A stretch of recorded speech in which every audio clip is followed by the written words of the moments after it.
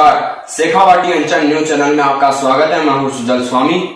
खाटू श्याम जी साध्वी श्रद्धा गोपाल दीदी मगनपुरा की श्री लक्ष्मीनाथ गौशाला का अवलोकन करने पहुंची। इस दौरान उन्होंने गौ सेवकों के कार्यों की प्रशंसा करते हुए कहा कि गौशाला व्यवस्थित रूप से संचालित हो रही है। इसके लिए गौशाला संरक्षक नर्मदा देवी बद्रीलाल कुमावत, अध्यक्ष नेमीचंद, सचिव नंदलाल, विजयपाल, व्यवस्थापक सीताराम कुमावत को धन्यवाद दिया। गोपाल दीदी ने भक्तों को प्रवचन में कहा कि गौ सेवा के माध्यम से भौतिक और आध्यात्मिक आनंद की प्राप्ति की जा सकती है। उन्होंने कहा कि हमारी युवा पीढ़ी को शिक्षा के साथ गाय की सेवा और उससे मिलने वाले सुख के बारे में जरूर बताएं। साध्वी के गौशाला में पहुंचने पर बद्रीलाल कुमावत, सांवरमल कुमावत खाटू, समाज सेवी बनवारी लाल खर्रा, रतनलाल लोरा, शंकरलाल रणवा, नारायण सिंह भारत, महेंद्र सिंह भारत आदि ग्रामीणों ने पुष्प वर्षा कर अभिनंदन किया।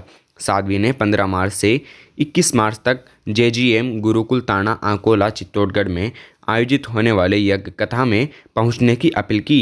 इससे पहले बाय में स्थित दातारामगढ़ इंडियन गैस कार्यालय पर रतनलाल लोरा व विनय लोरा ने साध्वी का स्वागत कर आशीर्वाद लिया।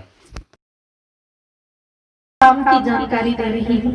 देखिए, विगत 8 महीनों से कोविड-19 जो बीमारी आई है कोरोना, उसकी वजह से जो कथाएं हैं, जो प्रवचन है, वो कुछ कम हो चुके थे और समय हमें अधिक मिल गया था। बाकी ऐसा कभी होता नहीं है कि हम गुरुदेव भगवान के सानिध्य में 2 दिन से अधिक कभी रुक पाए, वो भी साल भर में एक बार। लेकिन इस बार विगत 8 महीने से लगातार गुरुदेव का सानिध्य मिला, तो बैठ करके चर्चा हुई कि हम गौ सेवा के क्षेत्र को आगे कैसे बढ़ाएं, कैसे हम आगे से आगे गौ माता की महिमा और बढ़े, उसके लिए प्रयास करें। बाकी कथा तो चली रही है, यात्रा चली रही है, और गौ सेवा कैसे हो सकती है।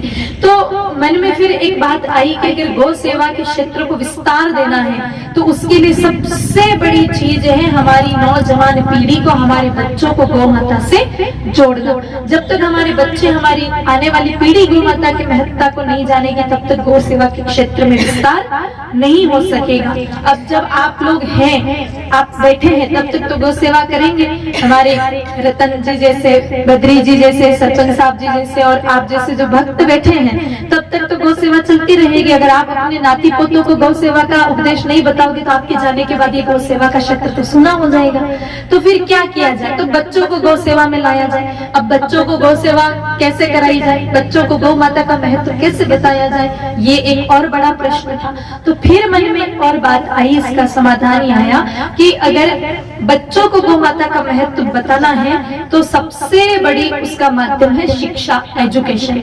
हमारे एजुकेशन सिस्टम को गौ माता के साथ जोड़ दे तो निश्चित बच्चों को गौ का महत्व मेहता जी ने करी थी। मांग कुछ थी नहीं, बस समर्पण था, तन समर्पित, मन समर्पित और यहाँ जीवन समर्पित। तो ऐसी भक्ति तो अपन से होने वाली है नहीं। तो भक्ति से आनंद मिले ये तो एक बार छोड़ी दो। तो फिर दूसरी चीज रहती है आनंद प्राप्ति की, गौ सेवा। और ये हमारे बस की बात है। गौ सेवा हम आराम से कर सकते हैं। और सेवा का मतलब क्या?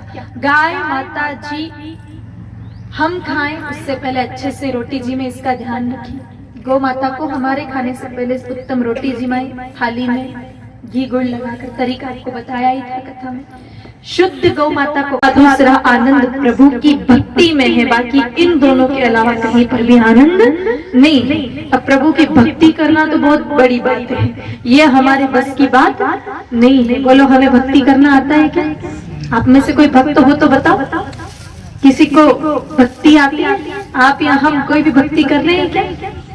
अगर आपको गलत फहमी है कि हम बहुत बड़े भक्त हैं तो ऐसा नहीं है। अगरबत्ती करवाओ। हाँ, अगरबत्ती करो, कोई भक्ति को नहीं। देखो, हम लोग क्या समझते हैं, किसी मंदिर में गए, हमारी भक्ति कितनी है मैं बताती हूँ। मंदिर में जाते हैं, भगवान को भोग लगते हैं और फिर भगवान के सामने खड़े होकर माताएं प्रार्थना करती हैं, प्रभु देखिए, अगर गर्मी बहुत ज्यादा लगती है आप लोगों को, आपने गर्मी में गर्मी से बचने के लिए एसी लगा दी। अब एसी में बैठोगे, बोलो एसी सुख देगी कि नहीं देगी? ठंडी ठंडी हवा आएगी तो सुख मिलेगा कि नहीं मिलेगा? मिलेगा। लेकिन 4 घंटे उस एसी में बैठ करके फिर आपको धूप में निकलना पड़ेगा, वो सुख तुरंत ही दुख में बदल जाएगा। आपने घर में फ्रिज लगवा लिया, और गर्मी में आप बिल्कुल शीतल ठंडा पानी पी रहे हो। वो लोग गर्मी में पसीने से तरबतर हो रहे हैं और हम ठंडा पानी पीते हैं। जब पीते हैं तब सुख मिलता है कि नहीं मिलता है? कलेजे में ठंडक हो जाती है। लेकिन 4-5 घंटे बाद जब गला बैठेगा और बुखार आएगा तो वही सुख दुख में बदल जाएगा। तो इस तरह से जीवन में जितनी भी चीजें हैं, चाहे वो संतान भी क्यों ना है, आज सुख दे रही है तो कल दुख जरूर देगी। तो जीवन में जितनी भी चीजें हैं जो सुख प्रदान करती हैं वो आगे जाकर दुख जरूर देती हैं। लेकिन बात करें आनंद की, जिस माध्यम से हम समस्त सुखों की प्राप्ति कर सकते हैं, चाहे वो सुख भौतिक हो चाहे वो आध्यात्मिक हो, समस्त प्रकार के, क्योंकि दो ही तरह के सुख होते हैं, एक तो भौतिक सुख होता है, एक आध्यात्मिक सुख होता है। भौतिक सुख में गाड़ी हो, बड़ी अच्छा मकान हो, बच्चे संस्कारी हो, बात मानने वाले हो, बहू आज्ञाकारी हो, जवाई अच्छा मिल जाए, काम धंधा बढ़िया चलने लग जाए, ये होता है भौतिक सुख। हमारा तन निरोगी हो, ये भी एक भौतिक सुख है। लेकिन दूसरा आध्यात्मिक सुख होता है, जिसमें सिर्फ एक ही भाव रहता है कि मुझे 24 घंटे परमात्मा का स्मरण बना रहे और मेरी मृत्यु के पश्चात मुझे परम गति मिले, ये आध्यात्मिक सुख है। और इन दोनों ही सुखों को देने वाली है गाय माता। देखो, आप किसी भी भगवान को अगर पूजते हो ना, मैं पूजा के विरुद्ध नहीं हूँ, आपके जो भी इष्ट है आप उनकी पूजा कीजिए, लेकिन हम जिन भी भगवान को पूजे वो सिर्फ 1 या 2 सुख दे सकते हैं, सारे सुख नहीं दे सकते। लक्ष्मी माता की जाना, गौ माता की सेवा का संकल्प लेकर के अपने जीवन को महान बनाने वाले समस्त को भक्त भाई और भक्ति माता जिनके हृदय में नित्य निवास करती है, ऐसी समस्त भक्तिमती माताओं के हृदय में विराजमान ठाकुर जी के चरणों में मेरा श्री सद्गुरुदेव भगवान की, सच्चिदानंद भगवान की, सत्य सनातन धर्म की,